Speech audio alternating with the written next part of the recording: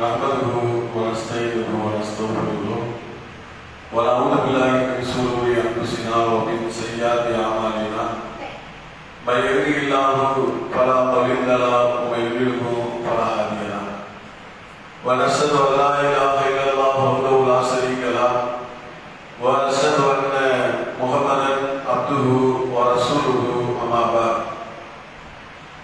அகிலங்களுக்கெல்லாம் படைத்து பராமரிக்கக்கூடியவனும் கண்ணியத்தின் அதிபதியும் புகழடைந்திருக்கும் சொந்தக்காரனாக இருக்கக்கூடிய எல்லாம் அல்ல அல்லாஹ்வின் நல்லடியார்களே, அல்லாஹ் ரப்பல் ஆலமீன் ஒரு அற்புதமான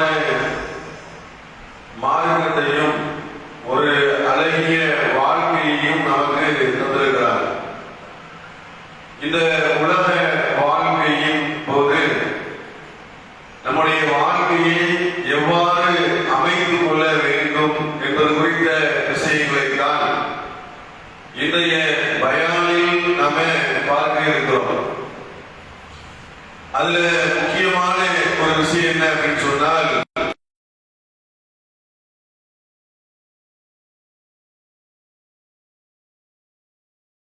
என்ன செய்ய வேண்டும், இஸ்லாம் மார்க்கம் நமக்கு என்ன மாதிரியான அறிவுரைகளை சொல்லுகிறது என்பது குறித்த விஷயங்களை தான் நம்ம இன்று நாம் பார்க்க இருக்கிறோம்.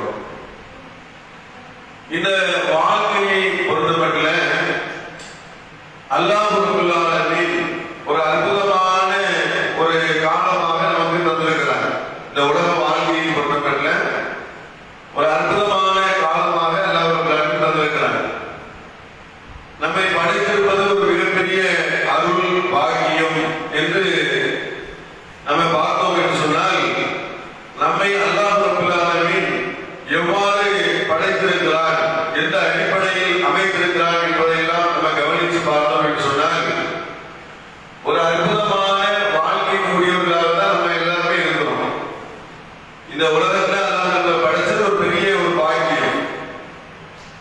அதற்கு அல்லாஹ் ஏராளமான நன்றி செலுத்தக்கூடியவர்களாக நம்ம இருக்க வேண்டும் என்கின்ற ஒரு விஷயத்தை நம்ம முதலில் நம்ம புரிந்து கொள்ள வேண்டும். இந்த உலக வாழ்க்கை என்பது அல்லாஹ்வால் நமக்கு தந்திருக்கக்கூடிய இந்த வாழ்க்கையில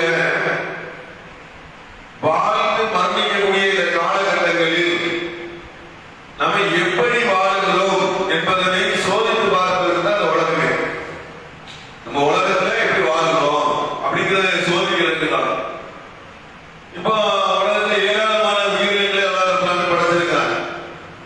மனிதனை படைத்திருப்பது போலவே மற்ற மற்ற ஆடு மாடுகள், குதிரை, உயிரினங்கள், அதே மாதிரி எறும்பு வகைகள், பறவைகள், இப்படி ஏராளமான உயிரினங்களை உலகத்துல அல்லாஹ் ரப்பல் ஆலமீன் உலகம் முழுவதும் படைத்து வைத்திருக்கிறாங்க. ஆனா மனிதனுக்கு தான் அல்லாஹ் சோதனை என்ற ஒன்றை வைத்திருக்கிறார். ஏன்னா அல்லாஹ் ரப்பல் ஆலமீன் மனித சமுதாயத்திற்கு அறிவு ஆற்றலை தந்திருக்கிறார். சிந்திக்கக்கூடிய அறிவையும் தெளிவாக புரிந்து கொள்ளக்கூடிய ஆற்றலையும் அல்லாஹ் ரப்பல் ஆலமீன் மனித சமுதாயத்திற்கு வழங்கியிருக்கிறார்கள். இப்போ இந்த உலகத்தில் நம்ம வாழும் போது ஒரு மனிதன் அடிப்படையாக தேவையான ஒரு விஷயம் என்ன அப்படின்னா பொருளாதாரம். காசு பணம் இல்லாம ஒரு மனிதனால என்ன முடியாது, வாழ முடியாது. இந்த உலகத்துல வாழ்வதற்கு அடிப்படையான ஒரு விஷயம் என்ன அப்படின்னா காசு பணம் வந்து ரொம்ப அடிப்படையானது. நம்ம படிப்பதற்கு பள்ளிக்கூடம் போகணும், அங்க போய் போனல பிள்ளையை சேர்க்கிறாங்கன்னா உடனே சேர்த்துறோம் சேர்க்க மாட்டாங்க. 50,000 கோடி, 1 லட்சம் கோடி அப்படிங்கிறாங்க.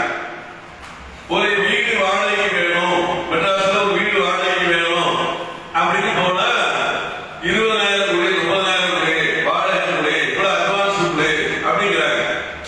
ஒரு வீடு வாடகைக்கு போனாலும் சரி, ஒரு பள்ளிக்கூடத்துல பிள்ளைகளை சேர்ப்பதாக இருந்தாலும் சரி, காலேஜுக்கு சேர்ப்பதாக இருந்தாலும் சரி, அயல் நாட்டுக்கு செல்வதாக இருந்தாலும் சரி, ஒரு வியாபாரத்தை நம்ம தொடங்குவதாக இருந்தாலும் சரி, நமக்கு தேவையான பொருட்களை வாங்க வேண்டும் என்பதாக இருந்தாலும் சரி, நம்ம குடும்பத்திற்கு தேவையான எந்த ஒரு காரியங்களை செய்வதாக இருந்தாலும் சரி, அதற்கு அடிப்படையானது பொருளாதாரம். காசு பணம் இல்லாம ஒரு மனிதனால இருக்க முடியாது, வாழ முடியாது என்கின்ற அடிப்படையை நம்ம விலகிக் கொள்ள வேண்டும். இஸ்லாத்தை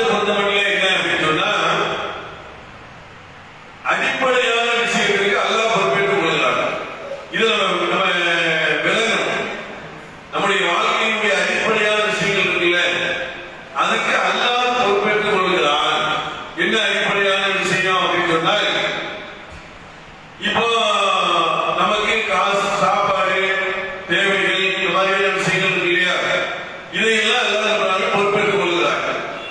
நபிகள் நாயகம் ஸல்லல்லாஹு அலைஹி சொன்னாங்க, பறவைகளை நீங்கள் பார்க்கவில்லையா கேட்டாங்க. பறவைகளை நீங்கள் பார்க்கவில்லையா?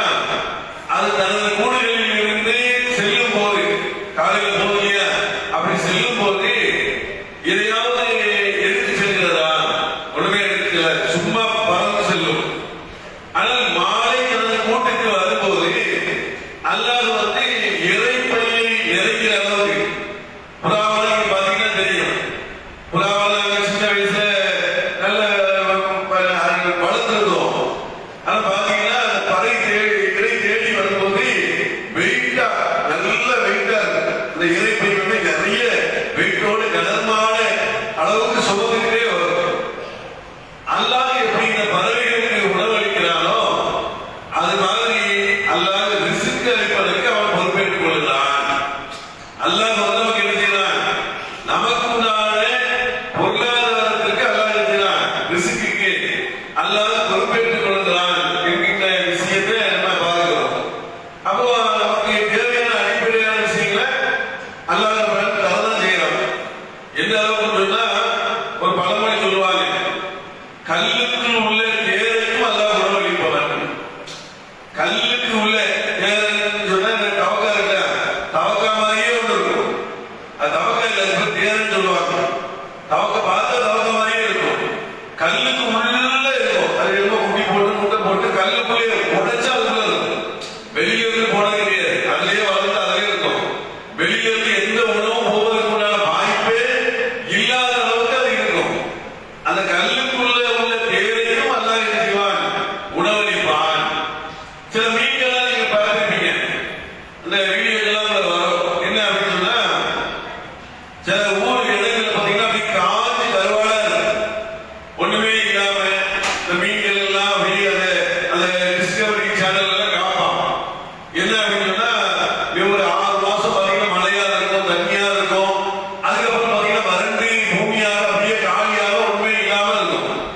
அப்ப அந்த மீன்கள் எல்லாம் அப்படியே மண்ணோட மண்ணாக மக்கி செத்து ஒண்ணுமே இல்லாத மாதிரி இருக்கும். திடீர்னு ஒரு நாள் மழை பெய்யும். மழை பெஞ்ச உடனே பாத்தீங்கன்னா அந்த மீன்கள் எல்லாம் துள்ளி குதிச்சு வரும். எங்க இருந்தா வந்துன்னு சொல்ல முடியாது. சில மீன்கள் பூமிக்கு உள்ளேயே அப்படியே தன்னை பாதுகாத்துக் கொண்டு உயிரை மட்டும் காப்பாற்றிக் கொண்டு பல ஆண்டுகள் அது வாழ்வதாக சொல்கிறார்கள். அப்படி இறைவன் ஒன்றுமே இல்லாத ஒரு பொருளில் இருந்து அல்லாஹ் என்ன செய்கிறான்? மனித சமுதாயத்தை உருவாக்குற மாதிரி அந்த உயிரினங்களுக்கு உணவளிக்கிறான் என்கின்ற விஷயத்தை நம்ம பார்க்க முடிகிறது. அப்ப ஒண்ணுமே கிடையாது, பார்க்கும்போது உண்மை இல்லை. ஆனா அங்க மீன் வருது, மரம் வருது, செடி வருது, கொடி வருது, எத்தனையோ வகையான பூக்கள், காய்கள், கனிகள் சொல்லி பாத்தீங்கன்னா அப்படியே ஒரு நிமிஷத்துல அந்த மழைதான் குடிக்கிறது. அது ஊரே அப்படி எழுதி நிற்கிற மாதிரி இருக்கிறது, அற்புதமா இருக்கிறது. அப்ப அல்லாஹ் நினைத்தால் மனித சமுதாயத்திற்கு தேவையான அருளை வளங்களை வழங்குவான் என்ற நம்பிக்கை நம்மிடத்தில் முதல்ல ஆழமாக இருக்க வேண்டும். இப்போ இந்த உலகத்தை வாழும் போது நம்முடைய வாழ்க்கைக்கு தேவையான தரும்போது சில பேர் இருக்கிறாங்க, கடல் கொண்டு இருக்கிறார்கள், கடனாளியா இருக்கிறாங்க. நிறைய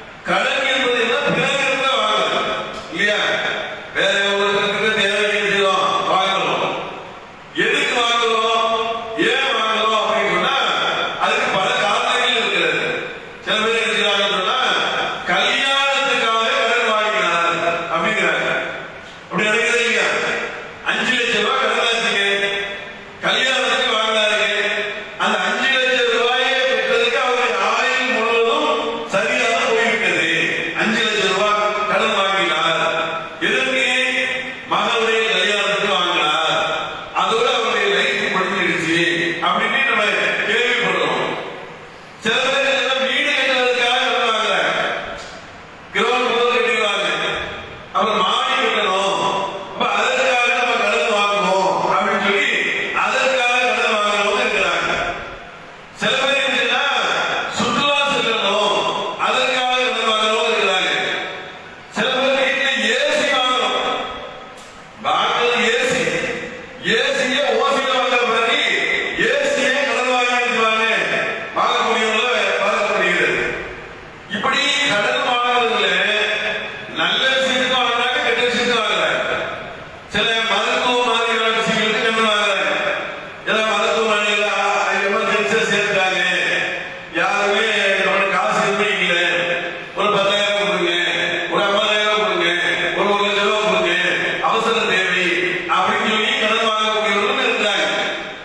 இப்போ இந்த கடனை பொறுத்தமட்டில் என்ன அப்படின்னு சொன்னால், இஸ்லாத்துல அவசர தேவைகளுக்கு கடன் வாங்குவதா இருந்தா அதை பொறுத்த வரைக்கும் மார்க்கம் தடை செய்யல. ஒருத்தர் கடன் வாங்கணும் வைங்க, ஒரு அவசர தேவைக்காக கடன் வாங்கணும்னா அது தப்பே கிடையாது, அதை வாங்கி கொள்ளலாம். அது மாதிரி அப்படிதான் முடியும். ஒரு ஆஸ்பத்திரியில் சேர்க்கிறோம் வைங்க, அவசர தேவையா இருக்குது, நம்ம ஆஸ்பத்திரிக்கு போகணும், அப்போ காசு கையில வாங்கி போட்டுதான் அவங்களுக்கு சேர்க்க வேண்டிய நிலையில் நம்ம இருக்கிறோம்னு சொல்றாங்க.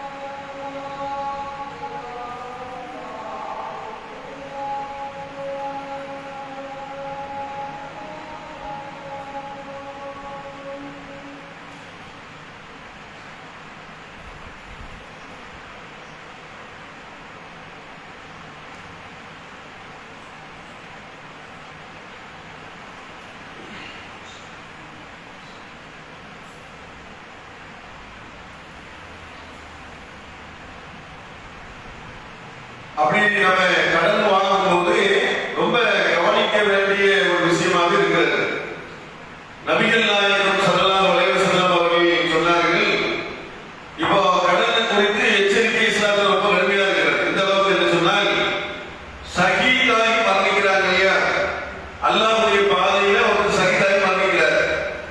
அல்லாஹ்வுக்காக உயிரையே தியாகம் பண்ணுகிறார். போர்க்களத்தில் போய் உயிரையே தியாகம் பண்ணி முழுமையாக மரணித்து விடுகிறார். அப்படிப்பட்ட ஷஹீதுடைய தன்மையில உள்ளவருக்கு அல்லாஹ் எல்லா பாவத்தையும் அளிக்கிறார்.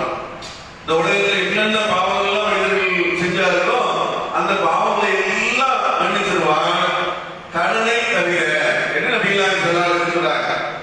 எவ்வளவு பெரிய ஒரு எச்சரிக்கை பாருங்க. கடனாளியாக ஒரு மரணிக்கிறான்னு வைங்க, அந்த கடனையோடு மரணிச்சிட்டாரு சொன்னா அவருடைய நிலை என்னன்னு சொன்னா அவர் விசாரிக்கப்படுவார். அவர் அல்லாஹ் மன்னிக்க மாட்டான் என்கிற விஷயத்தை பார்க்கிறோம். அப்ப ஷஹீதுங்கிறது உயர்ந்த இஸ்லாத்துல ஒரு உயர்ந்த ஒரு தியாகம் சொன்னா அது ஷஹீத் தான்.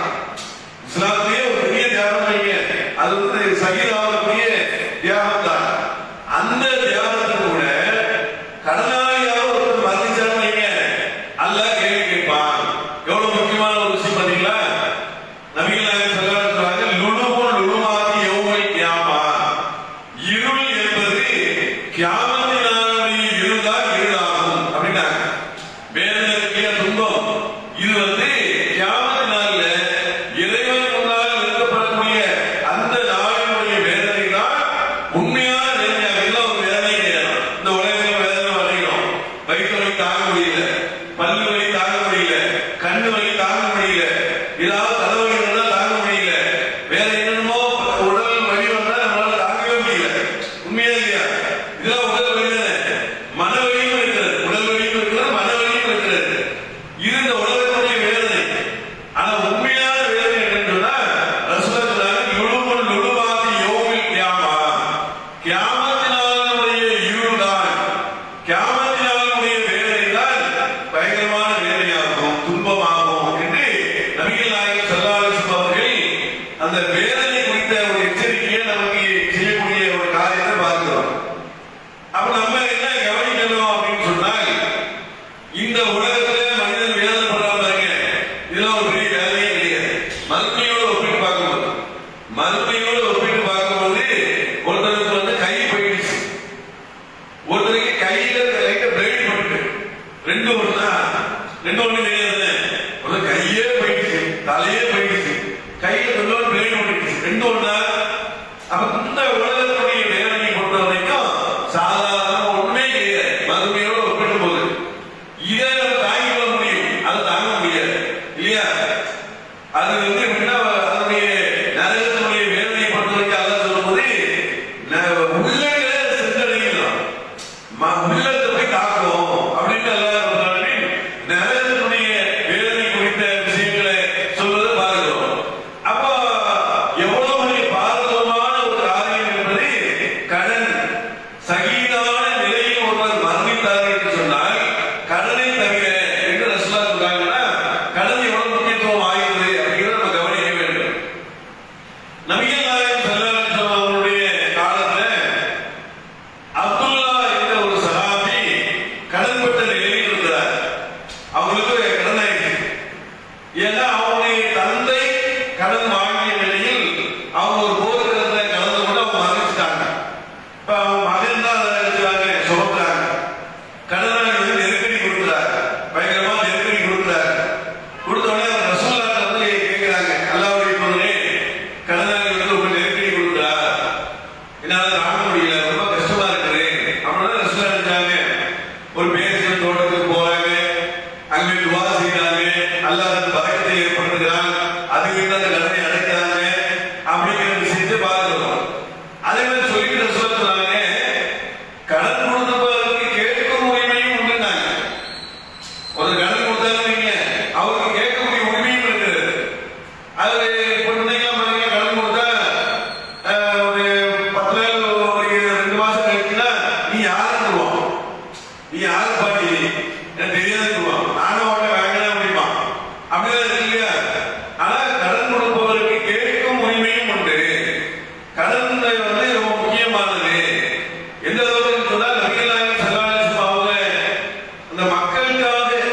ஜமாத்துக்காக வாங்கக்கூடிய வாங்கின ஒரு கடன் ஒன்று இருந்தது. அப்போ அந்த கடனை வந்து ரசூலுல்லாஹ் வந்து கடுமையா கேட்கிறாரு. இந்த மாதிரி வந்து கடன் கொடுக்கறோடனே சஹாபாக்கள் கோவப்படுறாங்க. உடனே ரசூலுல்லாஹ் சொன்னாங்க, கொடுத்தவருக்கு கேட்கும் உரிமை உண்டு, கொடுக்க பாட்டாங்க. கடன் கொடுத்தவருக்கு கேட்கும் உரிமை உண்டு, அவர் ஒன்றும் செய்யாத கொடுக்கறதுக்கு ஏற்பாடு பண்ணினாங்க. உடனே என்ன பண்ணாங்கன்னா ஒரு சின்ன ஒட்டகத்தை தான் கடனாக வாங்கிட்டாங்க. ரசூலுல்லாஹ் என்ன பண்ணாங்கன்னா ஒரு பெரிய ஒட்டகம் இருக்குன்னு சொன்ன உடனே அதை கூட உங்களில் யார் கடனை சிறந்த முறையில் கொடுக்கிறார்களோ அவர்கள் தான் உங்களில் சிறந்தவர்கள் என்று நபிகள் நாயகம் ஸல்லல்லாஹு அலைஹி வஸல்லம் சொன்னாங்க. ஒரு கடன் பட்டால் அது சிறந்த முறையில் கொடுக்கணும். ரொம்ப ஐயோ நமக்கு நம்மளை நம்பி தந்தாங்க, நம்ம அதை திரும்ப கொடுக்கணும் அப்படிங்கிற ஒரு எண்ணத்துல என்ன தெரியுமா, சிறந்த முறையில் கொடுப்பதால் உங்களிலே சிறந்தவர்கள் என்று நபிகள் நாயகம் ஸல்லல்லாஹு அலைஹி வஸல்லம் அவர்கள் கடன் குறித்து எச்சரிக்கை செய்தாங்க. கடன் வாங்கவும் கூடாதுங்கிறாங்க, கடன் நம்முடைய வாழ்க்கையை மாற்றுங்கிறாங்க, மறுமையினுடைய நிலையை மாற்றுங்கிறாங்க, விசாரணையால பதில் சொல்லணுங்கிறாங்க. அது மாத்திரம் இல்லாமல் கடன் வாங்கினவருக்கு திரும்ப கொடுக்கணுங்கிறாங்க. கொடுக்கிறது மட்டும் இல்லாம சிறந்த முறையில் கொடுக்கிறதுக்கு முயற்சி பண்ணுங்க அப்படிங்கிறாங்க. யார் உங்களில் கடனை சிறந்த முறையில் கொடுக்கிறார்களோ அவர்கள் தான் உங்களில் சிறந்தவர்கள் என்று நபிகள் நாயகம் ஸல்லல்லாஹு அலைஹி வஸல்லம் அவங்க கடன் குறித்து நமக்கு எச்சரிக்கை செய்திருக்கிறாங்க.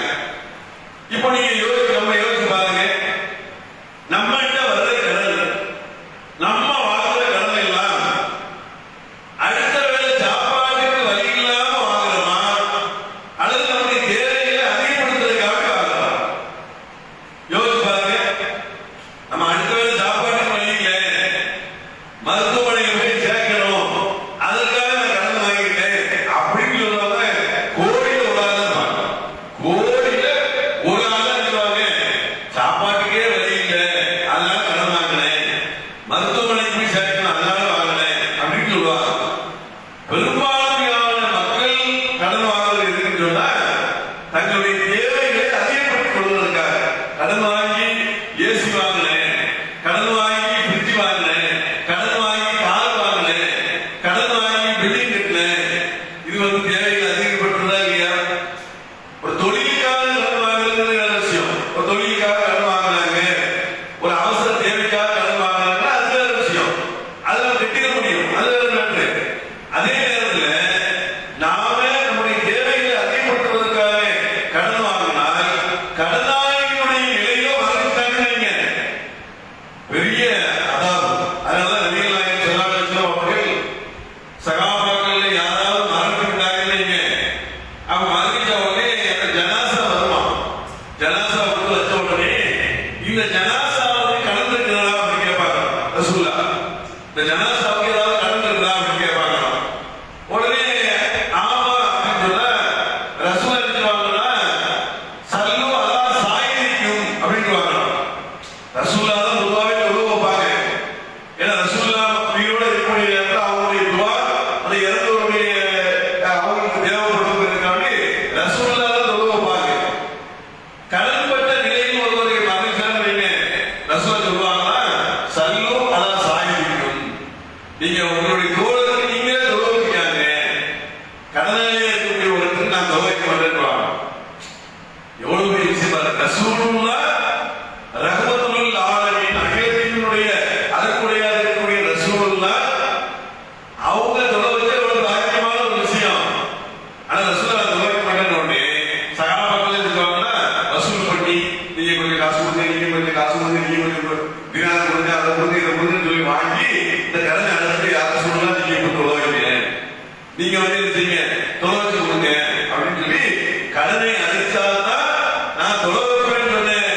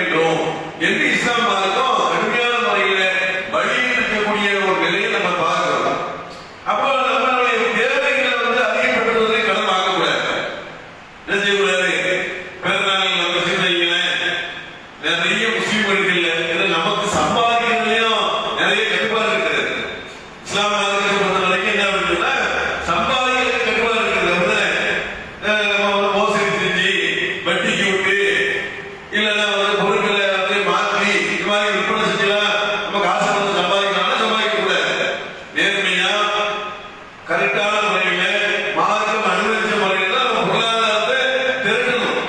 பொருளாதாரத்தை திரட்டதே அப்படிதான். அப்ப செலவு செய்யறதுக்கு நமக்கு பொருளாதார பெரியளவு இருக்காது இல்லையா?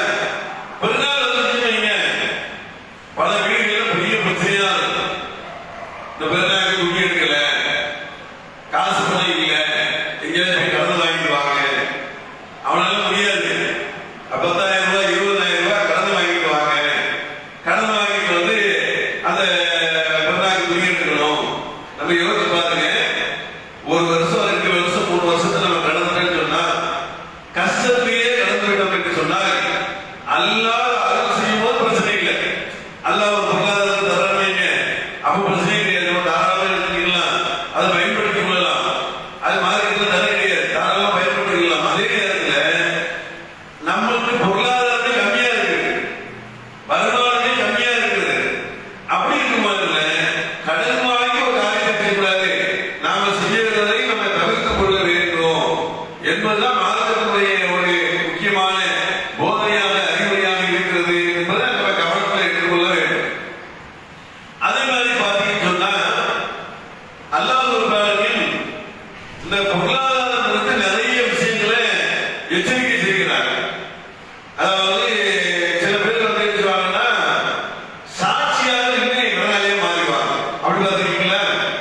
இவன் கடன் வாங்க மாட்டான், இவன் வந்து கடன் வாங்க மாட்டான். 2 பேரும் சாட்சி சொல்லுது, நமக்கு 50,000 கொடு, நான் சாட்சி விடுமா, 1,00,000 ரூபாய் கொடு, நான் சாட்சியமா, அவனுக்கு இந்த பில்டிங் வாங்குறதுக்கு நான் சாட்சியமா. சாட்சிங்கிற ஒரு வாங்கலாம், வேற ஒன்னே கிடையாது. நான் சாட்சியாக இருக்கிறேன், அதனால நீங்க 50,000 கொடு, 1,00,000 ரூபாய் கொடு அப்படிம்பாங்க. இப்ப கொடுக்கக்கூடிய ஆள் வந்து என்ன பண்ணுவாருன்னு சொன்னா அதை வாங்கக்கூடிய ஆள் பார்த்து கொடுக்க மாட்டாரு. யார் சாட்சியாக இருக்கிறாரோ அவருக்கு தான் காசு கொடுப்பார். சாட்சியாக இருக்கிறார்ல அதெல்லாம் காசு கொடுக்க சொல்லி காசு கொடுப்பார். இப்ப சாட்சியாக இருந்தவர் தான் என்ன செய்வாரு, கடன் கொடுத்தவர் கேட்பார் இல்லையா? நீ தானே சாட்சி சொன்ன, உன்னை நம்பிக்கையால கொடுத்தேன். இப்படி பல பேருடைய வாழ்க்கைகள் டோட்டல் அழிஞ்ச சம்பவங்கள்லாம் இருக்கிறது. எதுக்கு? நம்ம காசு நம்மகிட்ட இருந்து கொடுத்தது ஒரு விஷயம். சாட்சி சொல்றது பார்த்தீங்களா, நம்மகிட்ட காசு இல்லை, ஆனா சாட்சி சொல்லுவோம். 50,000 கொடுங்க, 1,00,000 கொடுங்க, நான் பொறுப்பு அப்படின்னு சொன்னான்னு சொன்னா நம்முடைய காசு கொடுத்த மாதிரி தான் அதுக்கு அர்த்தம் இல்லையா? இப்ப இவன் வந்து வாங்கிக்கிறாரு, கடனாளியாக மாறி விடுகிறார்கள். அப்ப சாட்சி சொல்றதுக்கே நம்ம ரொம்ப கவனமா இருக்கணும். யாராச்சும் சொல்லுவாங்க, டக்குனு இழுத்து விட்டுவாங்க, நீங்க சாட்சிங்க, நீங்க சொல்லுங்க, அவங்க சொன்னா நாங்க கொடுத்துருவோம் அப்படிப்பாங்க. அவங்க சொன்னா கொடுத்துருவாங்க, ரைட்டு, நீங்க கட்டலன்னா என்னையெல்லாம் பிடிப்பாங்க. அப்படி நடக்குமா இல்லையா? அப்ப நம்ம கடன் வாங்குறதுல என்னென்ன விஷயங்கள் எல்லாம் கடன் வாங்கப்படுகிறதோ அதெல்லாம் ரொம்ப கவனமாக இருந்து கடனை வாங்குற விஷயங்கள்ல ரொம்ப கவனமாக இருக்கணும். கண்டிப்பாக அந்த கடன் வந்து அடைக்கப்படக்கூடிய நிலையில் உள்ளது. மறுமையில் அல்லாஹ் கேள்வி கேட்கக்கூடிய நிலையில் உள்ளது. அல்லாஹ் முதல்ல கேட்கக்கூடிய கேள்வியில இந்த சகீதுடைய தன்மையில் மரணித்தவர்களுக்கு அல்லாஹ் மன்னிக்க மாட்டார் என்று சொல்றான்னு சொன்னா கடன் ரொம்ப முக்கிய கேள்வியாக வந்து நிற்கும் நமக்கு. அப்படிங்கிறத நம்ம கவனத்தில் வைத்துக் கொள்ள வேண்டும். இது ஒரு விஷயம். அடுத்து என்ன அப்படின்னு சொன்னா சில பொருட்களை வந்து அதிக விலை கொடுத்து வாங்குற கலாச்சாரம் இங்க வந்துருக்கு. அப்படிதானே? ஒரு துணி அந்த துணியினுடைய மதிப்பு வந்து 500 ரூபாய் வைங்க, அதை வைக்கக்கூடிய இடத்தை வச்சு ரேட் வித்தியாசப்படும் இல்லையா? அது வந்து பெரிய பிளாஷா, பெரிய பெரிய கம்பெனி, பெரிய பெரிய மால்ல வச்சாங்க, அதே 2,000 ரூபாய் இருக்கும். இதெல்லாம் 500 ரூபாய் தான். நீங்க ஒரு ஏரியாவில் போகணும், அங்க போய் துணியை வாங்குறோம், ஒரு பொருளை வாங்கணும்னா அதனுடைய மதிப்பு என்பது 500 ரூபாய் 2,000 ரூபாய் மாறுகிறது. இப்ப நம்ம இந்த டீ இருக்குன்னு வைங்க, டீ வந்து ஒரு கடையில் 10 ரூபாய் வைக்கலாம், ஒரு கடையில் 15 ரூபாய் வைக்கலாம், ஒரு கடையில் 500 ரூபாய் வைக்கலாம். திரும்ப உங்களுக்கு 500 ரூபாய்க்கு டீ வைக்கலாம். என்ன உண்மையா வைக்கலாம், 500 ரூபாய்க்கு டீ அதையும் வாங்கி குடிக்கிறாங்க. என்ன ஸ்பெஷல்? கொஞ்சம் வித்தியாசப்பட்டு 500 ரூபாய்க்கு டீ, பர்கரு, பீஸா இது மாதிரி பொருட்களை எல்லாம் 30 ரூபாய்க்கு விலை முடிப்பாங்க. 300 ரூபாய்க்கு வாங்கி சாப்பிடுறவங்களும் இருக்கிறாங்க. அப்ப இது வீண் விரயமா இல்லையா? அல்லாஹ் சொல்றார், வீண் விரயம் செய்பவர்கள் ஷைத்தானின் நண்பர்கள் அப்படிங்கிறார். யாருக்கு ஷைத்தான் நண்பனாக ஆகிவிட்டானோ அவன் தான் கெட்ட நண்பன், கெட்ட தோழன் அப்படிங்கிறார். யோசிச்சு பாருங்க, இந்த உலகத்துல நமக்கு நட்பு என்பது முக்கியமானது இல்லையா? அது ஷைத்தான நண்பனாக நம்ம தேர்வு செஞ்சவங்க அவனுக்கு வீண் விரயம். சில பேர் சாப்பிட்டாலும் நீங்க பாத்தீங்கன்னா தெரியும், சில கல்யாண வீட்டுல இதெல்லாம் பாத்தீங்கன்னா அப்படியே வச்சுட்டு போயிருவாங்க. ஒரு அப்ப அவங்க வச்சுட்டு சாப்பாடு இருக்குல்ல, அதை ஒரு கூட சாப்பிடுவாங்க. அரபு நாடுகள் அப்படி இருக்கிறது. இன்னைக்கு அரபு நாடு இஸ்லாம் தான் அழகாக வழிகாட்டுகிறது. நபிகள் ஸல்லல்லாஹு அலைஹி எந்த உணவில் பரக்கத்து இருக்கு என்று தெரியாதுன்னு சொன்னாங்க. ஆனா அரபு நாடுகள் பாத்தீங்கன்னு சொன்னா 3 பேர் தான் சாப்பிடுவாங்க. அதை அவன் எந்திரிச்சு போனப்போ அதை 5 பேர் சாப்பிடுவாங்க.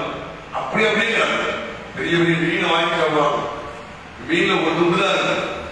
ஒரு துண்டை சாப்பிட்டு அப்படியே போட்டு வச்சிருப்பாங்க. சாப்பாடு அப்படியே இருக்கும். மந்தி சாப்பாடு, அந்த சாப்பாடு, இந்த சாப்பாடு பார்த்தீங்கன்னா அப்படியே அப்போ அதே கலாச்சாரம் நம்மளே பண்ணிட்டு வந்திருக்கு இல்லையா? இப்ப மீன் விரயம் பண்றது, ஆடம்பரமான பொருட்களை வாங்குறது எல்லாம் நம்ம எங்க கொண்டு போய் சேர்த்தோம்? கடனாளிகளை கொண்டு போய் சேர்த்தோம். அதுக்கு பழகிட்டோம். நீங்க அது ஒரு அடிக்ட் தானே, அடிமையாக தம்பி தானே. அப்ப என்ன செய்யணும்? பழகி பழகி நிறைய செலவு பண்ணி பழகிட்டு சொன்னா அதுக்கப்புறம் நான் கடன் வாங்கி செலவு பண்ணக்கூடியவர்களாக மாறி விடுவோம். அப்ப இதெல்லாம் நம்ம கவனத்தில் வைக்கிறேன்.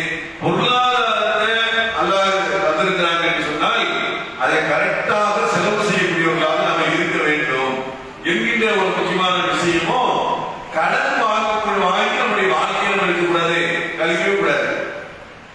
ஒரு கம்மியான வாடகை வீடு அப்படி வைங்க, 4000 ரூபாய் வாடகை, இல்ல நான் 40,000 ரூபாய்க்கு தான் இருக்கேன். 40,000 எப்படி கட்ட முடியும்? முடியாது.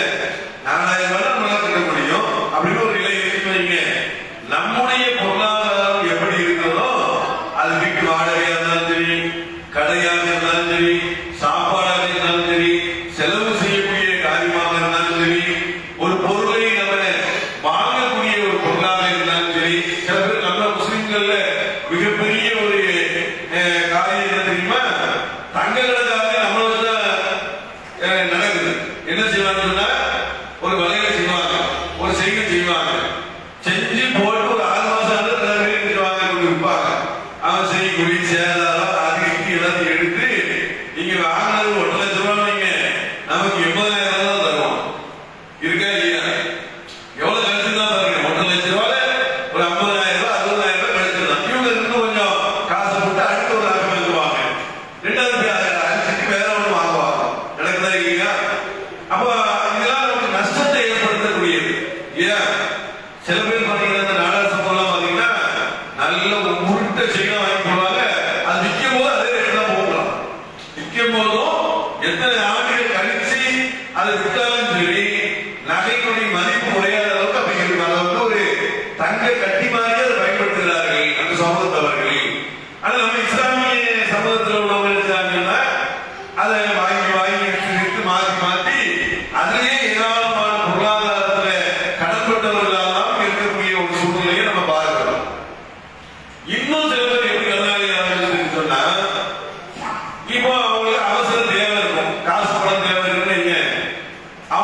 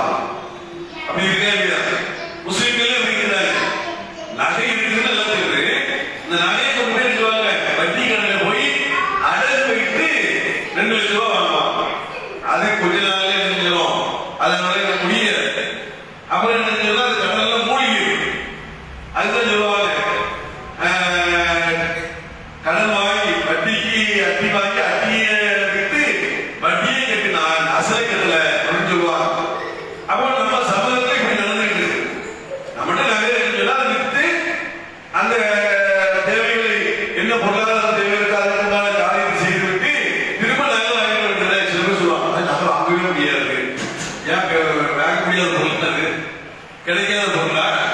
எல்லா இடத்துலயும் ஆட்கள் இருக்கிறது இருக்கு. அதெல்லாம் வாங்கலாம். சொல்றது என்ன? நகை விட்டுட்டா வாங்க முடியாது.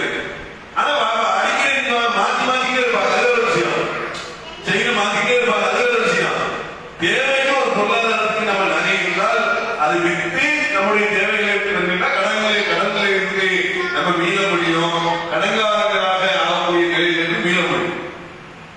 ஒரு ஏரியாவில் ஒரு முஸ்லீம், அவர் நல்ல பொருளாதாரம் உள்ள ஒரு நபர், நல்ல வருமானம் உள்ள ஒரு நபர், நல்ல காசு பணம், நல்ல பழங்கள், ஆப்பிள் பழம், அந்த பழங்கள்லாம் விட்டு நல்ல பொருளாதாரத்துல நல்ல நிலையில இருந்தவர்.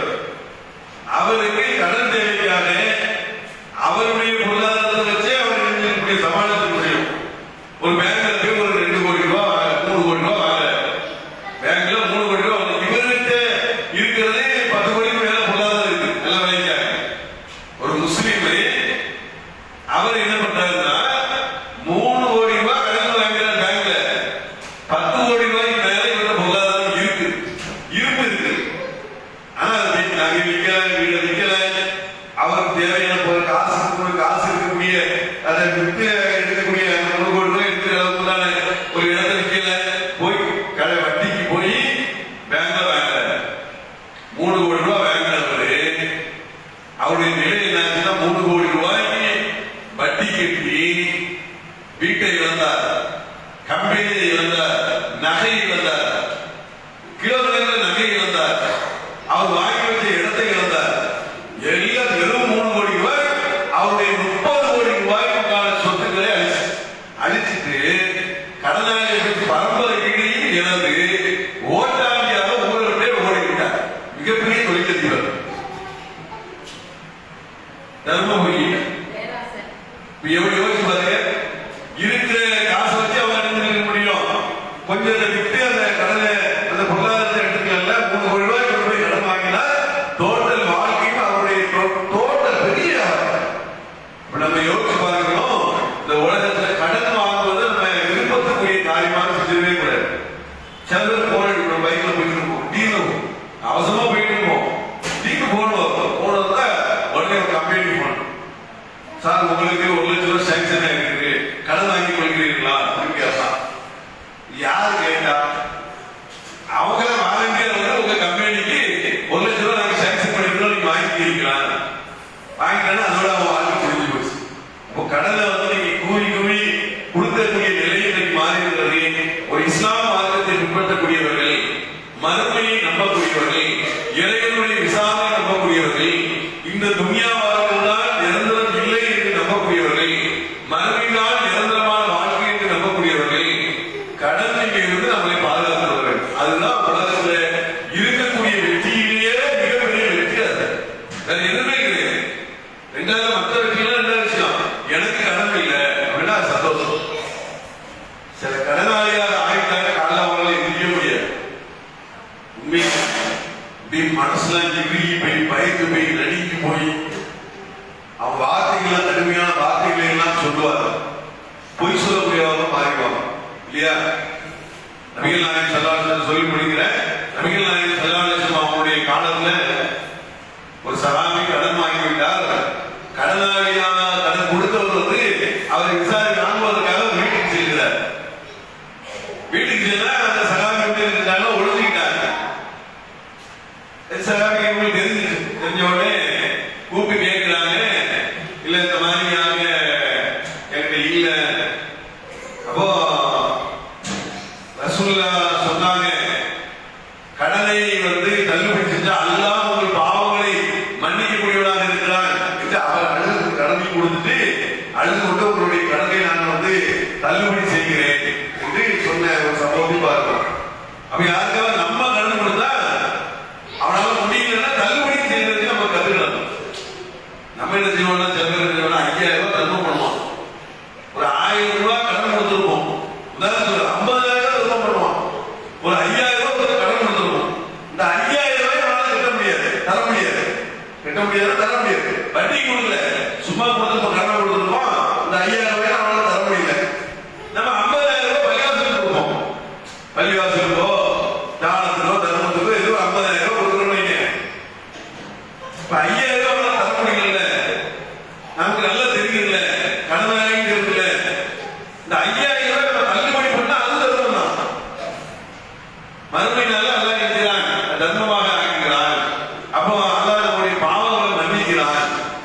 தர்மம் நம்ம மீறி யாருக்காவது கடன் கொடுத்தால் கடன் எடுக்கணும் முடியல தள்ளுபடி செஞ்சோம். நல்லா கவனி, நான் கடன் தள்ளுபடி பண்றப்பா அப்படின்னு சொல்லி தள்ளுபடி செஞ்சா அல்லா செய்வான், நம்ம பாவங்களை தள்ளுபடி பண்ணிடுவோம், முடிஞ்சு போச்சு.